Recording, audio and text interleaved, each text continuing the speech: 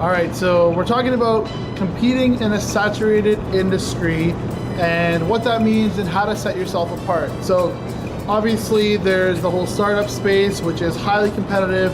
People are competing for views, for app downloads, for funding.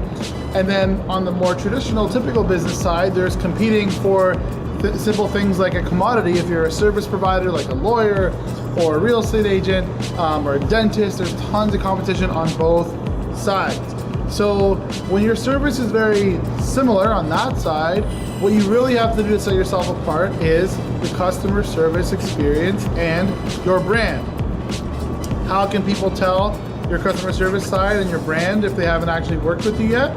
Well, that's where actual social media content comes in. So by doing really awesome, personable content that showcases you, your team, your personality, behind the scenes, people get a sense of what it's like to work with you and to be part of that. If your brand is to be helpful and by providing a resource, then you need to show that content. You need to be giving people tips, pointing them in the direction of helpful advice, sharing articles, sharing your own videos and tips, just like this one right here that we're doing. Now, when it comes to competing on the startup side, where you've got a product or an app, then of course there's different tactics that you would use than the other traditional business. But number one is, how can you get yourself ahead without going bankrupt, right?